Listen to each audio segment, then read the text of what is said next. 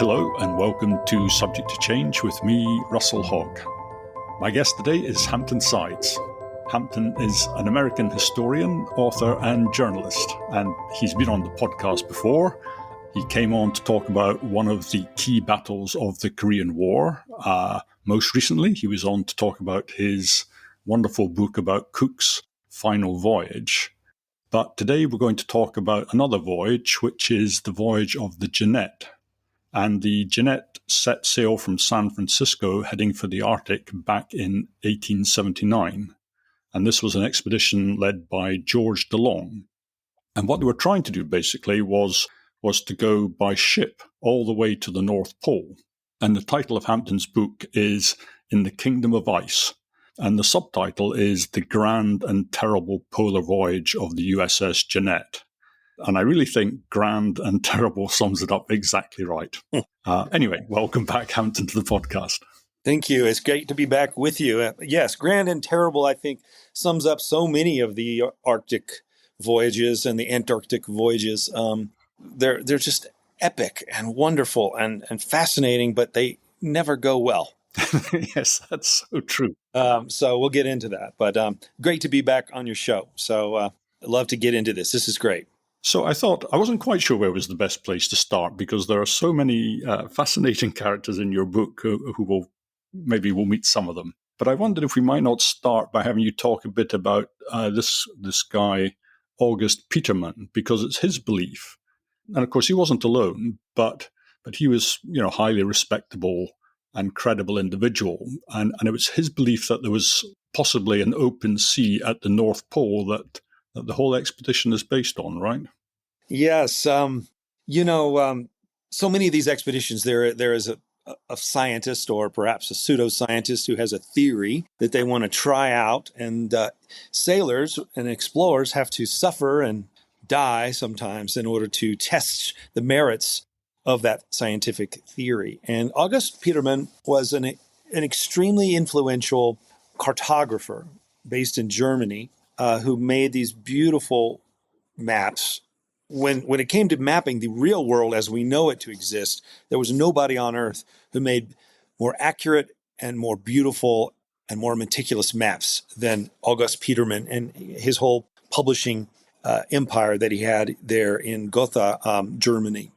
But August Petermann was also very interested in those handful of places around the world that had not been mapped because they'd never been seen before, because you couldn't get there. The deep interior of Australia, the deep interior of Africa, the North and South Pole. Petermann was fascinated by the North Pole and believed in this theory that other people had arguing about for decades and even centuries, which is that the North Pole is warm up there. If you can just get through the ice that rings the continents of Canada and Asia, there's going to be a collar of ice. But what the theory was that there was something called the open polar sea, that the North Pole was essentially a warm water basin. There are a lot of reasons why people believe this. One of them had to do with the fact that we were learning a lot about the Gulf Stream, the warm water current that does in fact go north past Norway, and people were wondering, well, where does it go? And why does it do this? And perhaps this is some part of a much more extravagant circulatory system that the Earth has. And there's likewise another very strong and important current in the Pacific Ocean called the Kuroshio that brings warm water from the tropics past Japan and up toward the Bering Strait. And the theory, and would only take like a German philosopher and scientist to come up with this beautiful symmetry, this idea that these two great currents, the Kuroshio in the Pacific and the Gulf Stream in the Atlantic, must meet up there somewhere. And probably they must meet at the North Pole, thus creating the warm water basin and the open polar sea that had been theorized and put on maps for a long, long time, including a very famous map by Mercator. Once you get something lodged on a map, an influential and beautiful map, it becomes very hard to dislodge that concept. from the public imagination. And so people have been, studying this and thinking about this thing for a long, long time. The other part of Peterman's theory is that a lot of other people believe this as well, which was that salt water cannot freeze. That any ice you might encounter in the ocean is discharged from continents, discharged from rivers. I mean, up until this time, we're now talking the 1870s, people still believe that salt water could not freeze. If you could just get up there and get past all those little pinched pieces of geography that you get in the Bering Strait or on the Atlantic side around Baffin Island. So if you could just get out there into what we now call the Arctic Ocean, by definition, that water can't freeze. So it would be open sailing all the way to the North Pole. Obviously, there's like layers and layers of error, of erroneous thinking here. But that is what sort of set this thing in motion. I guess some people were skeptical, and I'm thinking, I know the British were skeptical because they have been sending voyages up there for hundreds of years, sort of each one ending in disaster or ending in near disaster. And I think they finally learned their lesson and said, you must be out of your minds. Yeah, there were some very influential British explorers and scientists who were the only ones bold enough to really take Peterman on, and they said this is ridiculous. There's no proof of this at all. There's no science behind it. And Peterman was the classic armchair adventurer. He had all these theories, but he never traveled himself. He never put himself at any risk. It took explorers to go check it out. Now, that's been the way of the world, hasn't it? There's always been the theorists, and then there's the ones who are willing, maybe bold enough, maybe stupid enough to test the theory and see what is really up there and what does it really look like. So that's the sort of intellectual framework that led to this expedition, the Jeannette expedition. Okay, well, look, let's move on to the next. And this is a guy I think you could have written a book about all on his own. Yeah, that's the kind of the key to the whole expedition. A guy called a newspaper owner called Gordon Bennett. And for British listeners, that's the same Gordon Bennett, which people say when they can't quite believe what's just happened. So people still say that, right? Yeah. People do still. At least I think they still say it. Probably don't even know what it means or why they say it. I had no idea. I thought it must be some sort of biblical reference, where GB stood for some god, something or other, and you couldn't say something so blasphemous, so it was changed into Gordon Bennett. Yeah. Well, so James Gordon Bennett was a flamboyant playboy in New York City who owned the largest newspaper in the United States, which was called the Herald, the New York Herald. And he was this larger-than-life figure who dated all sorts of beautiful women, and he was an adventurer. He won the first transatlantic yacht race. He was a real character. He got involved in a duel. He became so wealthy and because of that duel, he had to leave the United States for a while. So he ran his newspaper empire from a yacht that was constantly sailing around the Mediterranean when he wasn't in Paris. Can you just explain how he came to fight a duel? Because I think that's quite interesting. Oh, gosh. This is just one of the thousands of stories about Gordon Bennett. And you're right. He, at various times, threatened to upstage the whole book for me because he was just such a character. And everything he did was outlandish. And he becomes kind of a perfect symbol of the Gilded Age, the excesses of the Gilded Age. And we will get eventually to his involvement in this expedition to the Arctic. But he was visiting. He was engaged to be married, and he was visiting his fiance's house in Manhattan. And he got roaring drunk, and he urinated into the grand piano. Other sources say that he urinated just into the fire, but this was considered beyond the pale. And the engagement was broken off, and the brother of the fiance challenged James Gordon Bennett to a duel out in the wilds of New Jersey. And so they had this duel, said to be the last duel in New York or in New England at that time. But it was against the law to duel then, and so he had to leave the country for some period of time and became kind of a fugitive. That's just one of many stories. He was a collector of Pomeranians. He loved Pomeranians. Had hundreds of these dogs. He was fascinated by owls. He had live owls and electric owls and that lit up at night on the front of his newspaper offices. He was a lover of spectacle, and he understood that his newspaper needed not only to cover the news, but to create news stories.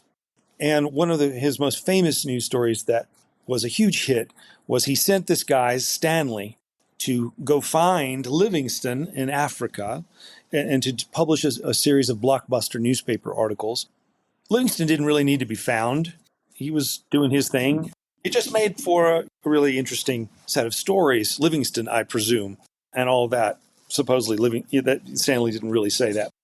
So it was basically Bennett looking for an encore to the Stanley Livingston blockbuster that led to him saying, why don't we, in association with the United States Navy, why don't we support and sponsor an expedition to the North Pole to test the theories of this German geographer, cartographer, August Petermann, and we'll pay for it. The idea seems crazy today.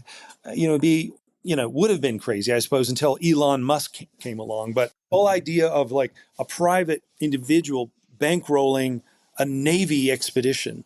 But the U.S. Navy at that time did not have the money to pull off an expedition like this.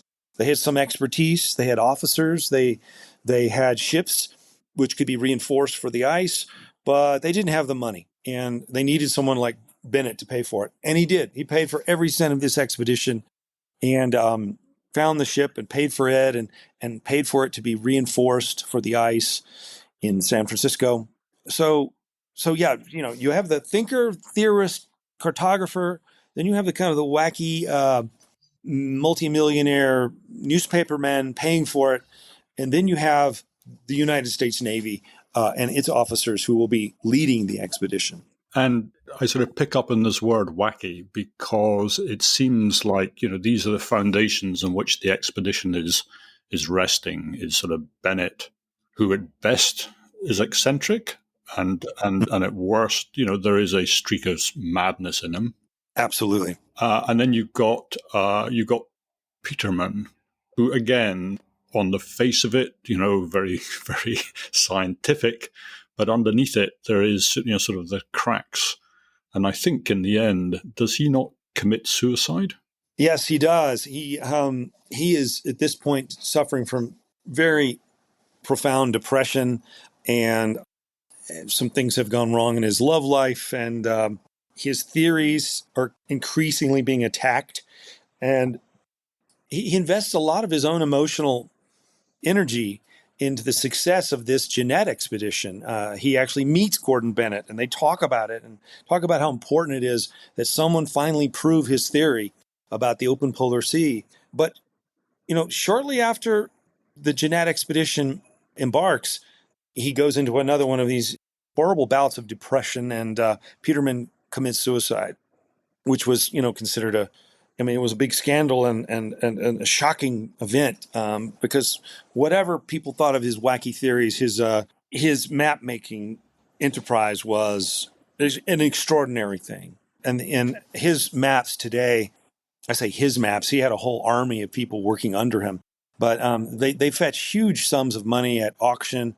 These are some of the great maps of the world that were made, four-color, rich maps that showed topography and showed moisture and showed like all kinds of little details like the migratory patterns of the Bedouins or other migratory groups across Africa and Arabia.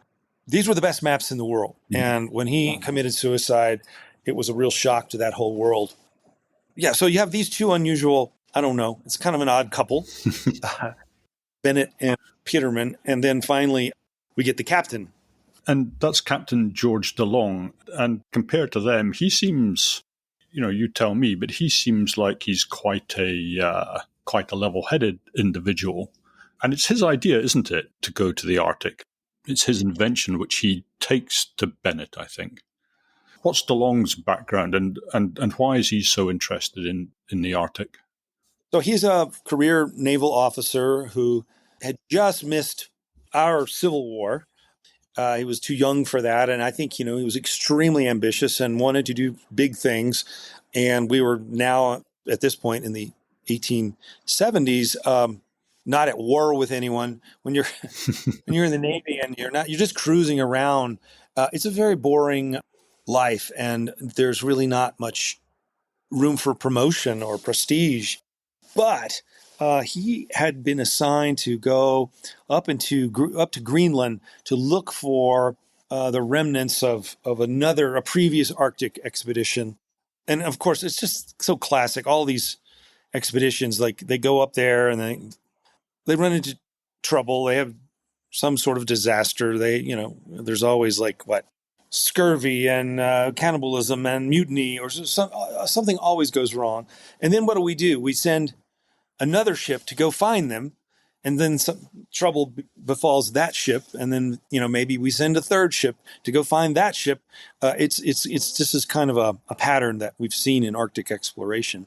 But this young man at the time, George Washington DeLong, was sent up to Greenland to look for the remnants of this previous expedition, and instead of being overwhelmed by the Arctic or viewing it as a cautionary tale, he got the Arctic bug, which so often happens. Something about it just really grabbed him like a contagion. He decided that he would devote the rest of his life to Arctic exploration, even though it was miserably cold and the food was terrible and, it was just a miserable experience from top to bottom. Somehow the romance of it and the possibility for glory for himself and for the Navy and for the United States, because, it's really hard for us now to understand this, but understanding what was up there, trying to figure out this enigma, this puzzle. Now we know there's really not anything up there. It's a shifting plate of ice, and it's not even truly a place. As soon as you fix that place, it moves. So we have to kind of peel back those layers of what we know now and get back to that time. And it really was truly, it just drove people crazy that we did not know what it looked like, what was up there. Were there people up there, perhaps a civilization, perhaps species that had never been seen before? All these different theories about it being a warm water basin or perhaps a continent up there. So this drove people like George DeLong crazy. And there was also an element of nationalism involved here, because the United States was just emerging from its Civil War and from its Reconstruction, and was beginning to flex its muscles on the world stage. Because prior to that, really all the Arctic exploration had been done by the British or the French or the Scandinavian countries, the Russians. So here's the sort of the American upstart trying to muscle its way into this great search for the North Pole. And DeLong decided, man, he was going to be that guy, and this was going to be his way to fame and fortune. And he understood enough to, that the Navy wasn't going to fund it. So he personally went to Gordon Bennett, this rich newspaperman who was interested in exploration, and convinced him to bankroll an expedition. I don't think they had the idea of exactly how or where or what it was going to be, but they joined forces and began to chip away at this problem. Like, all right, we're going to do this. By what route are we going to take? And then it became clear that they wanted to test Peterman's theories. I do think that DeLong was a very straightforward guy. I don't think he really believed in Peterman's theories entirely, but he thought they were worth testing, and that the Bering Strait was the most interesting route to test his theory for a variety of reasons. One other factor in all this is that the United States had fairly recently purchased Alaska. Oh. And so the American public and the United States Navy was interested in exploring what was up there all around Alaska. So this kind of had that other purpose of sort of understanding this giant acquisition that we got for a song from the Russians in the late 1860s. So that's a whole nother layer to this expedition, is trying to figure out what's up there. What do we just buy?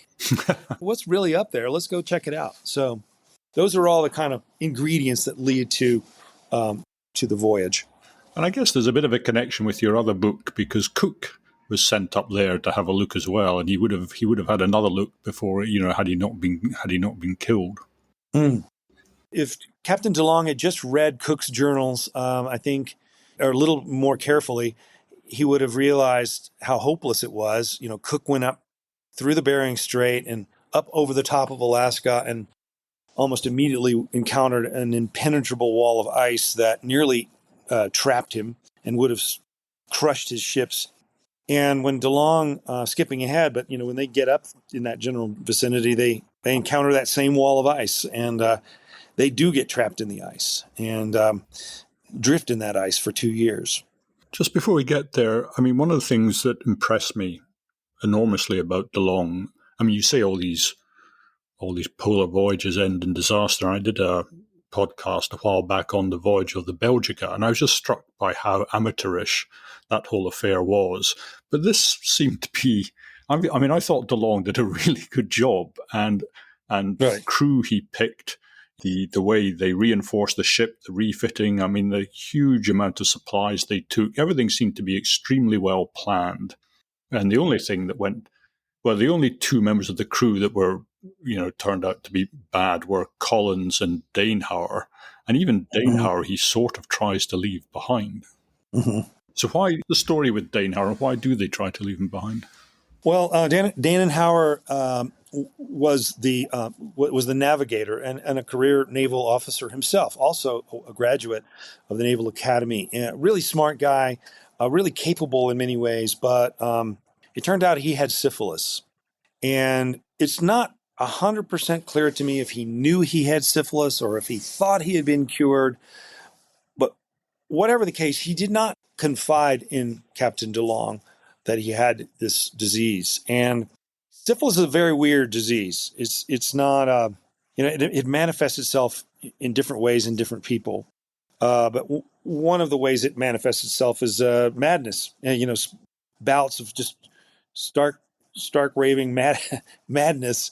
And it also can affect your vision. In fact, he developed this thing called syphilitic eye, which causes you to go blind. And it's somehow symbolic of the voyage of the Jeanette that you have a blind navigator.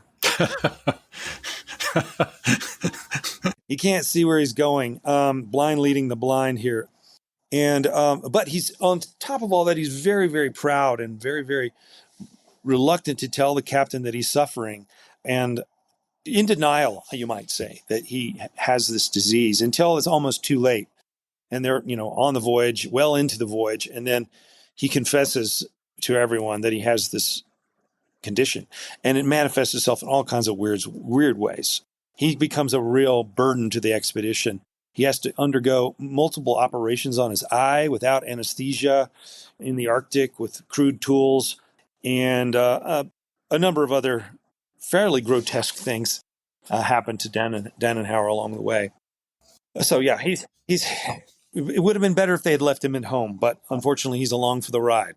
Well, they tried to leave him at home, and he was able to pull strings right within the Navy. Yeah, he was very well connected. He came from a well-connected family back east, and with deep connections to the Naval Academy and to the Navy, and he pulled rank basically and just bulled his way onto this voyage. And sure enough, this syphilis thing was. Maybe it's possible he thought he was cured of it, but he wasn't. And the treatment for syphilis also kind of made you mad. They gave you mercury, which is toxic, of course. And they say one night with Venus, a lifetime with Mercury. And so it was its own side effects and affecting his behavior in all kinds of weird ways. So that's one of our characters. And as you say, they do well. Well, come on. There's another character called Collins who I find very interesting, but Yeah. they do go up and they do get trapped in the ice. And I guess their plan was, well, look, we're going to get stuck in the ice, and then we'll set out again the following spring or summer or whenever. But I think they can get trapped somewhere near an island where they can get some protection from the ice, where the pressures will be sort of alleviated by the fact that they're next to land. But that doesn't happen, does it? Yeah. So going back to Peterman's theory of a current, a warm water current, they thought they would find that warm water current, the Kuroshio, follow it, and they believed that the warm water would sort of weaken the ice and create what Peterman called a thermometric gateway, sort of soften up the ice. They could smash through that collar of ice, and that they would eventually bash through and get to the end of it and get to that open polar sea. But they got trapped in the ice, and they had never found this warm water current, and there was no slushy, softened up ice. It was just ice. I mean, with enormous pressures on this little ship.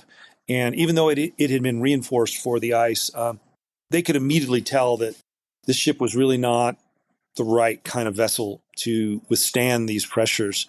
And so they're constantly, as they drift fairly, very slowly, but more or less in the general direction of the North Pole, they're drifting in the ice, but they're battling the ice the whole time and fearing that the ship is just going to get throttled and pummeled and eventually that it's going to sink. They drift in the ice not just 1 year, but 2 full years, which is just unbelievable to think you're just trapped in this monolith of ice. And you mentioned Collins, this guy Collins. So Collins was the correspondent for Bennett's newspaper. He was the one who was supposed to write up the big account and perhaps a book. But he was also a meteorologist and had studied weather and, was taking a lot of measurements of things like barometric pressure every day. And he was doing his part. But unfortunately, Collins also had this habit of wordplay. Basically, he was an addict to puns. He was a punster. He loved puns and limericks and little ditties. And he was constantly composing little bits of doggerel, but mainly it was the puns that started to drive people crazy. I mean, we've all known people who have that tendency. They're fun for dinner, or maybe dinner conversation, one dinner. There are a lot of groaners and bad jokes and double entendres and things like that. But imagine being stuck in the ice for 2 whole years with this guy.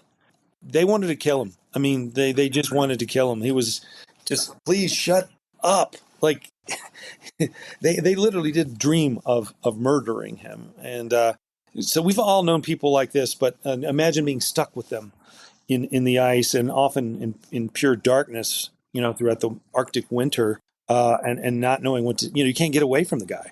Well, you say the Arctic winter and the darkness, but is Collins not in charge of bringing along the Edison lights? Yeah, that's another one of his projects. So the expedition, they tried to stuff the hold of the ship with all the latest inventions. And Edison had just come up with his light bulb, but hadn't really perfected it. And they brought a bunch of these light bulbs on the ship. In the end, they basically just fizzled out. They didn't work. But they were hoping to light up the sky at night during the winter, maybe to prevent some of that horrible, that kind of darkness, perpetual darkness, affects people in all kinds of ways. And they wanted to maybe head off some of that kind of depression that comes with constant darkness. But the light bulbs, alas, did not work. They also had telephones from Alexander Graham Bell, which they had hoped to set up on the ice when they were doing experiments, and we could converse with each other over long distance. And those phones did work briefly, but again, something happened over time. They fizzled out, and they couldn't really use them anymore. They were just a little early for this kind of technology. That technology had not been perfected yet. And you say they're sort of being crushed by the ice, and sort of there's another character that's, I guess, one of the heroes. I mean, there's a number of heroes in this story, I think, but Ninderman, where where the ship is being crushed and they think it's going to sink. And he seems to have some bizarre immunity to the cold, where he can go down into the hold and start stuffing stuff into the gap that's developed. And he can be down there for the longest time in absolutely freezing water, and it just doesn't seem to affect him. He's just a bizarre character. Yeah, he seems to be impervious to frostbite, and he always seems to know what to do in the clutch. He's a German from northern Germany. I think he's from Hamburg or near Hamburg, and he had been at sea his whole life. And he's one of those people that DeLong has to rely on for all kinds of things, but especially this one time that you're alluding to, where repeatedly Nindemann becomes the guy that DeLong has to rely on. It's extraordinary. He belongs in the Arctic. This guy is just like an animal, yeah, and a very important, becomes not through rank. He's not an important person in terms of his rank, but he emerges as one of the most important characters of the book and of the voyage because of his sheer competence and his ability to withstand extraordinary cold. You've kind of alluded to it, that the ship cannot withstand it. So after 2 years, this is, it's an incredibly dramatic moment in the book where you've got these sort of ripples through the ice, and where there's like the pressure wave is just moving towards the ship, inexorably. And I think they have one incredible escape where it almost goes right through the ship, but somehow they survive. But finally, they do meet the end, don't they? They do, and DeLong had a very carefully laid out plan for what to do in the event of the ship sinking. Basically, he knew which belongings to get out on the ice. There was 3 rowboats, for example. Certain foods that had been prepared for this. They began to see that this was inevitable, and but in the end, they did have to move very quickly because they had about an hour, I guess, before the ship sank. They could tell it was going down, and so they got their 3 rowboats out. They got their dogs out on the ice. They had 40 dogs. They had 2 Inuit hunters. They had 2 Chinese men who were cooks, and they had the total crew of 33 men. And they got out on the ice just in time, and the ship went down. The one other thing that DeLong, perhaps against his better judgment, decided he had to get out of the ship, were all the very heavy log books, all the journals and charts and all the logs and all the scientific information that had been accumulated. He had to get those out because he felt like if he didn't get them out, it would be as though this expedition had never happened. All the documentation. But he knew that transporting those heavy books and all that paper, and these are huge folio-sized volumes, this was going to just be an extraordinary effort, and burn a huge number of calories to transport all this stuff wherever they were going. But he did it anyway. And that was a kind of but it's kind of typical of a lot of these expeditions. It's like the documentation, the proof that the expedition happened, the proof that they were there becomes almost more important than the life and livelihoods of these men. And, we'll skip over it a bit here, but you go into the, them pushing the boats over the ice in some detail, but it's an absolutely nightmare journey. And it's made worse by the fact they discover that, they think they're heading south, but actually, they're heading north as the ice drifts. Yeah. So once the Jeanette sinks, and they have to come up with a plan, this is in some ways where the story really begins, because what they are facing is one of the most desperate survival stories of all time. Basically they're 1,000 miles from the nearest land mass, which is Siberia, the middle of Siberia. And they have to drag these 3 boats over all these hummocks and this terrible, some people may imagine that the ice pack is nice and flat and smooth, but of course it isn't. It's a terrible landscape to have to traverse. And while they're at it, they have to hunt for their own food. They don't have enough food to survive. So they're hunting for polar bear and seal and walrus. They are slipping and sliding and plunging into all kinds of pools, and it's just a mess. And they get frostbite, and they're arguing amongst themselves, of course. And somehow DeLong holds the whole thing together, and they finally get to open water. And along the way, they discover several islands, which are known to this day as the DeLong Islands in the high Russian Arctic. But they reach open water, and they try to put their boats in, and they realize that the boats are not seaworthy anymore because they've been bashed and banged up so much over this long journey over the summer. And constantly they're looking at the clock and realizing if winter comes and we haven't gotten to open water, then we're dead meat. We've got to use the summer, this very limited season, to get to the water. So the boats are not seaworthy, and this guy Melville, one of the other true heroes of the story, who's an engineer, works with some of the carpenters, and they figure out, they jury rig these boats. They make them work, basically with bones and driftwood and anything they can find. And they patch them up and get them in the water, these three boats, and everyone gets in the boats and they take off. But unfortunately, the next day they encounter a very heavy gale, and they're scattered. They're separated from each other. And, they becomes really the story of the three separate fates of the three boats as they're making their way towards Siberia. And they're making their way towards a very unusual landmark on the coast of Russia called the Lena Delta, which is an enormous delta of a huge river. The Lena is one of the largest rivers in Russia. And it's thousands of islands, and it's a labyrinth, a very complicated place to make landfall. DeLong never seems to have any luck. Again and again, he has some bad luck, because just as he's setting sail with the Jeanette, somebody's coming back to say, oh, we can now conclusively say that this warm water current doesn't exist, but he's sailing past them as he goes. And now this time he lands in Siberia with this extraordinary effort to get there. He's made it to dry land, except it's not dry land. They kind of grind ashore, and it's just miles and miles of shallow water. They're there, but they're not there. Right. Yeah, I do feel like DeLong is sort of cursed. He's always just barely missed the memo. He's got Edison's lights, but they weren't quite ready, and they don't work. And he's got Alexander Graham Bell's telephones, but they're not really working. And this scientific expedition had just come back to tell us that the Kuroshio theory was just all wrong. He just missed that memo. And then, yes, he gets to the Lena Delta, and he's using these maps that were provided by Peterman that showed all these villages all over the Lena Delta.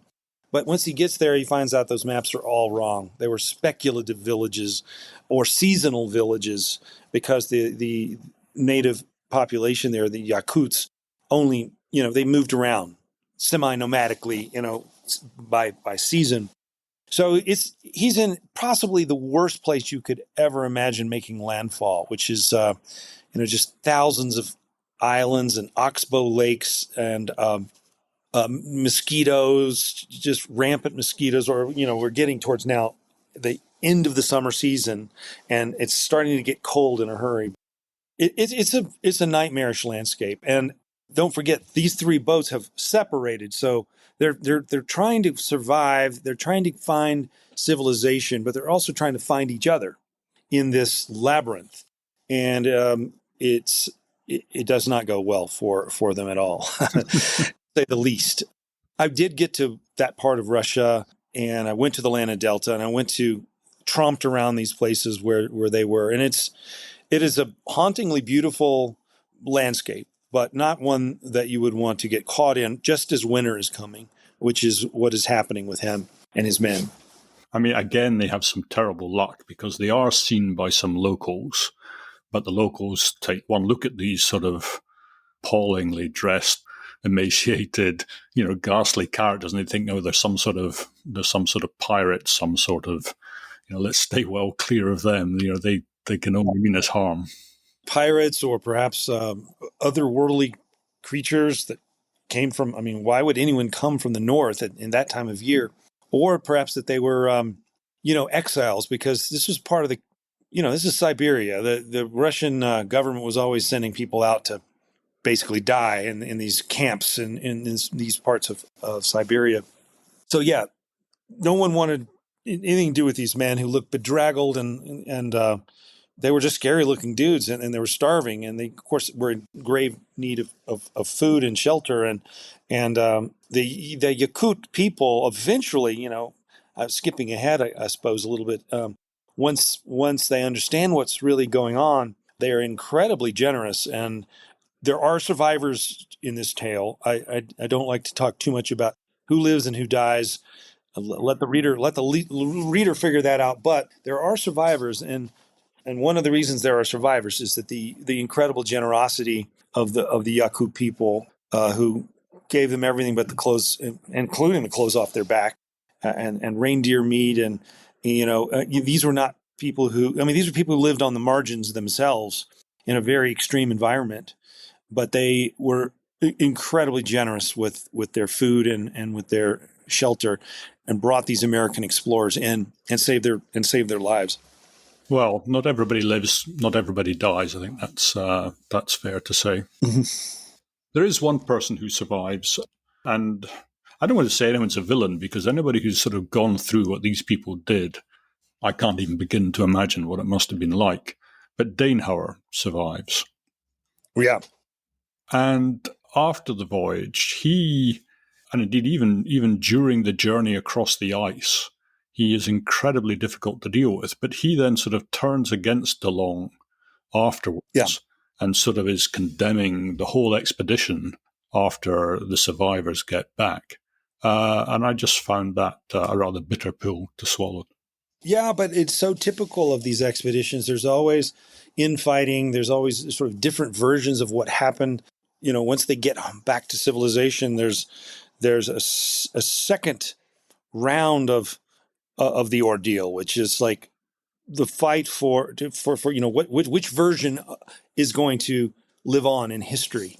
And Danenhauer went on the lecture circuit and tried to tell his version of events, and was very critical of DeLong.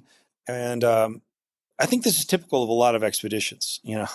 There's competition for and then of course he's trying to make himself out to look like he was in the right and that DeLong was in the wrong, and there were several other people who did the same, unfortunately. But this is kind of like, I feel like it's sort of the American Shackleton story. It was a survival tale that up until the moment they put those not very seaworthy boats in the water, DeLong had held it together completely without mutiny, without any kind of real major dissent. He held this thing together. And if they had not encountered that gale that I mentioned, I think they would have made it ashore to get as a group, and they would have probably survived. And then we'd be talking about it in the same way we talk about Shackleton, as like no one died. He got his men home safely and securely. But for that gale, again, it's just the luck that he encountered, the rotten luck, seemed to dog him everywhere he went. That was a real problem for DeLong. It's funny you mentioned Shackleton. I seem to remember that when he made it over, I can't remember, he makes his escape to this island, which I should know the name of, but I can't remember. And he takes along the carpenter and I think a couple of other people. And the carpenter and he have been at daggers drawn through, pretty much throughout. And I think it's the carpenter who has the cat who Shackleton has killed, and the carpenter never forgives him for that, but more or less mutinies and refuses to go forward and says your plan, what you're doing is stupid. And actually, the carpenter turns out to be right, and Shackleton has to sort of concede the point eventually. And you cannot survive on these voyages without a good carpenter. It is impossible because, as you say, patching the boats together, that's skilled carpentry. And this guy in the Shackleton voyage, has pretty much saved the expedition time and again. But he's an incredibly difficult character. And he's the one guy that Shackleton refuses to allow to get a medal from the expedition after they get back. Yeah. Well, one thing, I'm kind of bringing it back to Gordon Bennett, the newspaperman. He ended up getting his blockbuster story, the one that he always wanted.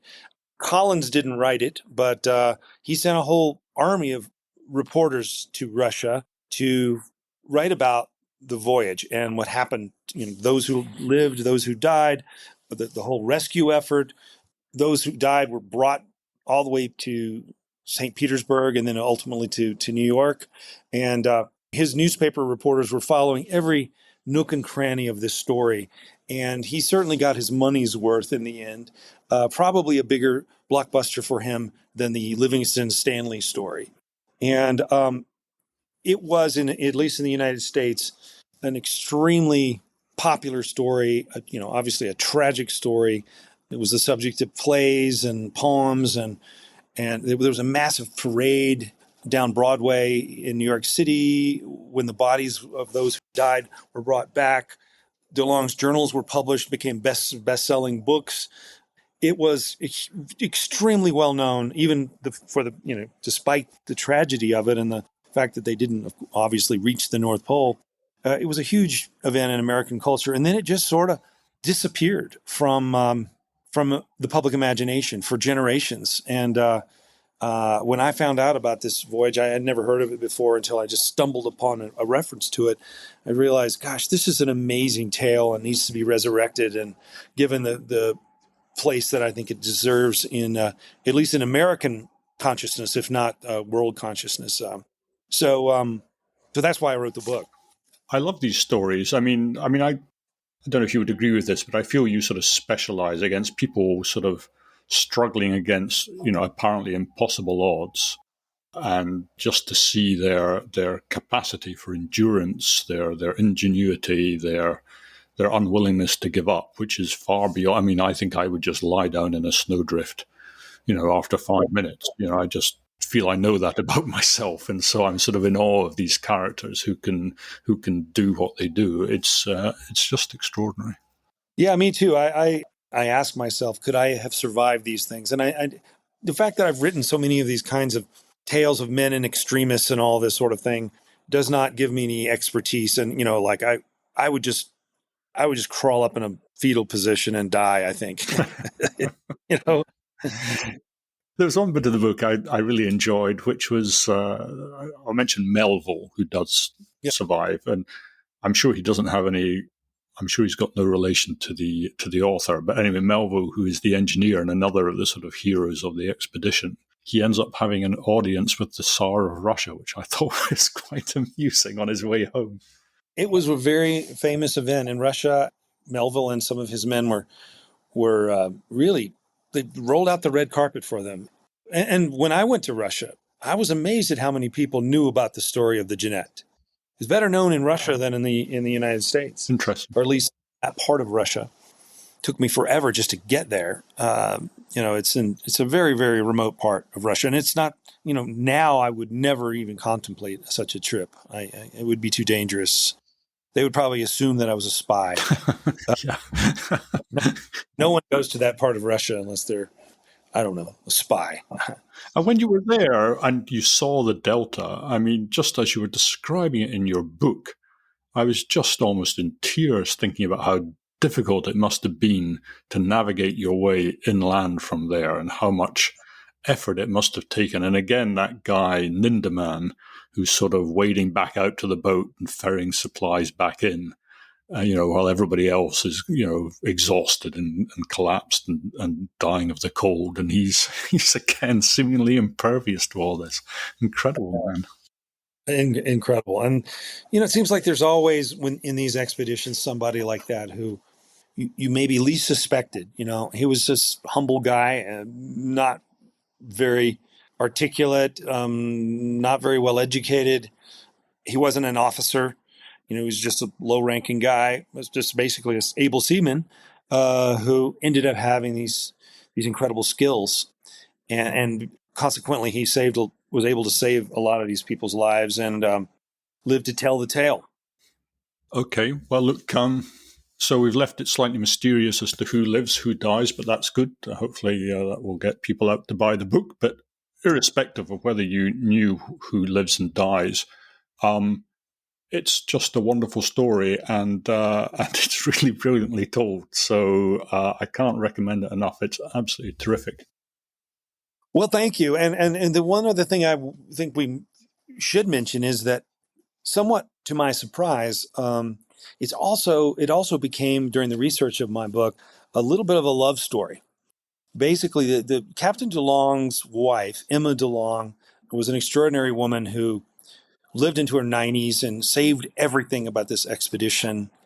I had this amazing experience, which I think a lot of historians dream about, which is that we fantasize that we're going to find a descendant of our main character, and maybe they're going to have a trunk up in the attic full of yellowing old letters, right, and diaries and things like that.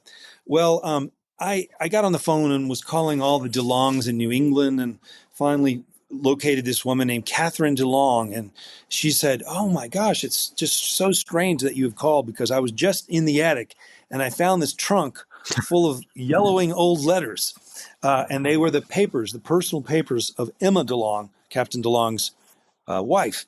And one of the many things that was in this trove of stuff was the letters that she was writing her husband during this expedition, that she would send north by way of Arctic whalers in the hope that somehow, some way, they would reach him. And she called them her letters to nowhere. She didn't really have much hope that they would reach him, but she hoped they would. A lot of these letters ended up back in New York with Emma DeLong, with the seal still on them. And so I end up quoting a lot of these letters, which are, we get her voice, we get a sense of their relationship. She's actually a fairly important character in the book as well in the end. So in the midst of all this He-Man survival literature, you're getting, to so much to my surprise, you're getting a little bit of a love story that is really bittersweet. It's beautiful and tragic and kind of fascinating to me. And so I still have all these letters that I'm ultimately going to deposit in the Naval Academy Museum in Annapolis. That's amazing that you were able to get them and that they gave them to you like that. That's really rather wonderful. It was, and it's never happened since. Lightning only strikes so many times for us historians, but that was a wonderful experience, and Catherine DeLong was just very generous in that way. And but yeah, Emma's a very important character in the book, and turned out to be a beautiful letter writer. Of course, back then they took the time to write a real letter and put their heart and soul into it, and they knew how to write. Now I don't know what we're going to do with historians of this, writing about this period, trying to make sense of our texts and so forth. I don't know. It's going to be a little harder to put together a book like this. Well, you say to make sense of the text, but there'll be no trunk in the attic with yellowing texts. Yeah, exactly. They'll just disappear. You're right. Sometimes writers don't want to say what they're working on. I think sometimes because they're worried somebody else will say, "Oh, that's a good idea for a book," and then they'll find somebody's published 6 months before them. But can you tell either in general or in specific terms what your next project is? Yeah. So my most recent book was about Captain Cook, and which you alluded to, and his third voyage around the world. Now I've moved inland. It's strictly a terrestrial book set in the Colorado Territory during the Civil War, and it's a big sprawling western.